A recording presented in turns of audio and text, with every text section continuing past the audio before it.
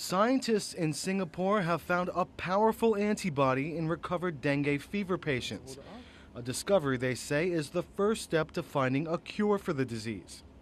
According to the World Health Organization, the dengue virus, which is spread by mosquitoes, kills more than 20,000 people every year.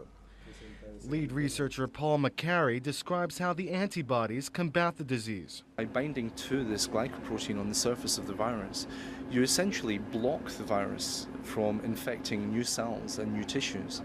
And that's how the antibody works. It blocks and neutralizes the virus. Currently, doctors can only treat the high fevers and severe headaches associated with dengue. The new antibody discovery could change that, enabling physicians to move from treating symptoms to attacking the virus on a cellular level. McCarry says the next step will be gauging the long-term impact of the antibody, which the team hope to do during upcoming clinical trials.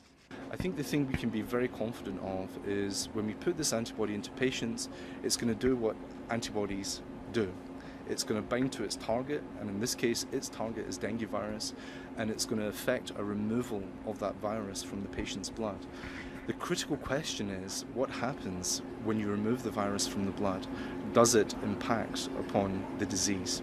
This is the critical question that will be addressed as part of the clinical trial. The hope is, of course, if you remove the virus, you will stop the disease. But until you do the trial, you can never be sure. If the trials prove successful, Leo Yi Sin, the clinical director at Singapore's Communicable Disease Center, says there's still one more hurdle to make the antibodies readily available. At this point in time, I think the essential thing is to massively produce this larger quantity of human antibodies. And at this point in time, it is a costly exercise. The scientists are confident they will reach their goals and expect to have a cure for all 4 types of dengue fever within a decade. Ben Gruber, Reuters.